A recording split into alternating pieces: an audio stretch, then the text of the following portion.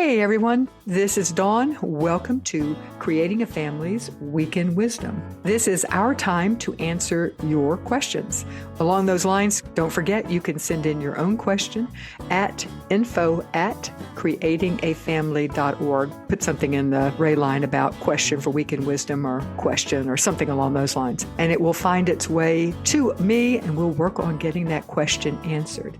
All right, today is a question we received about schools and working with our kids on schools.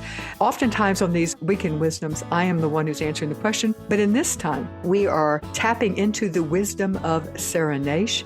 Sarah is a prolific author about foster parenting.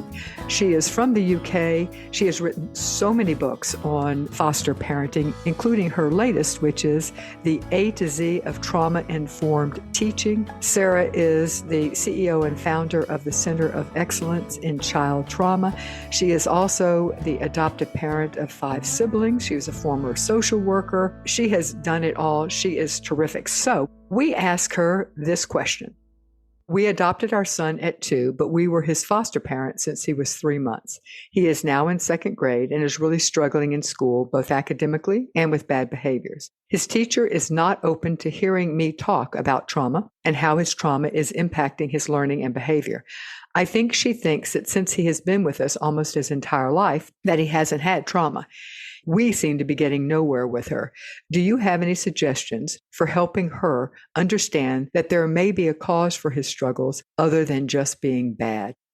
So there's 2 things here, really. I understand there are professionals around who are very closed-minded. Yesterday, for example, I spoke to a foster parent who told me that a social worker told her she needed to get therapy to stop being a therapeutic parent. Those extreme examples are out there of people that are so closed-minded, so threatened by having to think differently about how children from trauma need looking after, need responding to, that they get very blamey and very shut down.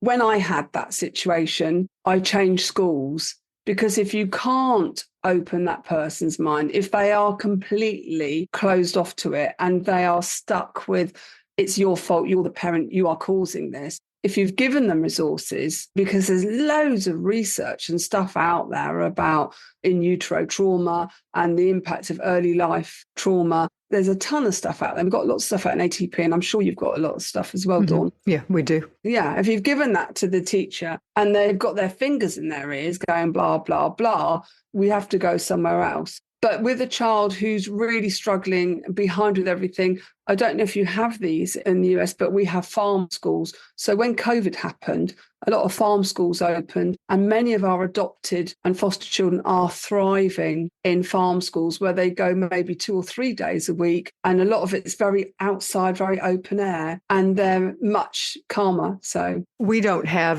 the US is big, as is the UK, but there undoubtedly are schools that are like that, but that is not the norm. There are charter schools, but they're often very similar as far as the structure. So assuming that this parent doesn't have the option of choosing a school that would allow her child to be less structured, what would you suggest? Personally, I'd homeschool, especially with one child. You may be interested to know that all our farm schools were started by adopters and foster parents, that they couldn't find anything that kind of suited their children. And that was how they all started. So I think they started off by people getting together and homeschooling their children and then sharing resources, and they grew from there. Because we have to look at this child and think, what's his behaviour telling us? His behaviour is telling us, I'm not ready for school. I can't manage this. Is he 7? 7 chronologically. How old is he emotionally? And when we look at how old the child is emotionally, when we look at the stage they're at instead of the age they're at, we have to amend what we're doing to that emotional age of the child. So sometimes, for example, in the UK, you start school at the age of 4. Many of our children adopted, they're simply not at the right stage. So we keep them back until we think they're ready. But we do have a fight on our hands. It's not straightforward, because every day you're sending the child to school and you've got a teacher there who is blaming and not getting it and resistant to it. I wouldn't be able to send my child there. I wouldn't be able to do it. I would be looking We had to move 125 miles for my children to go to a school that I felt was trauma-informed enough to get them through. And it's not an easy thing to do.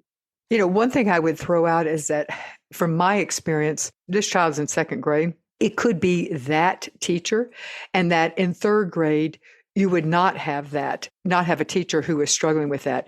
So one thought, this doesn't help our questioner for this year, although I'm going to suggest something for this year too, but before the school year, at the end of the previous school year, talking with whomever, be it the guidance counselor, be it the school social worker, be it the principal, about saying, I need you to be selective at what teacher my child is going to get for third grade. These will be his behaviors. These are the causes for his behaviors. And I can and will work with that person, but I need somebody who can work with me.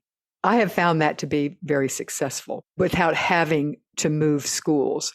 And you could find that you have a principal who is not receptive, and then you really are up the creek. But the other thing I would suggest for this year is all schools here in the U.S. have guidance counselors, and many of them have school social workers, both of which could be a real asset. Professional to professional, they can talk with the teacher, and he or she might be more receptive hearing it coming from a professional. So I just throw that out there. Yeah, that's really good. We don't have school social workers here, but people who foster, they have a social worker. And you're right, we would be tasking those social workers to go and speak to the teacher. And some of them can do that. They are able to do that. Mm-hmm. Okay, thank you. I hope that has been helpful for you. Thank you, Sarah, for your expertise. Before you go, let me tell you about the Creating a Family newsletter. As part of this newsletter, we curate the best practical information that we can find that month. It comes out monthly, comes to your email. It is free. It is a terrific resource. So sign up at bit.ly/CAF guide. That's bit.ly/CAF guide, and you will receive a free guide from Creating a Family to help you be a better parent. I hope you've enjoyed this week's Weekend Wisdom. If you liked it, please tell a friend to subscribe to the regular creatingafamily.org podcast, and we'll see you next week.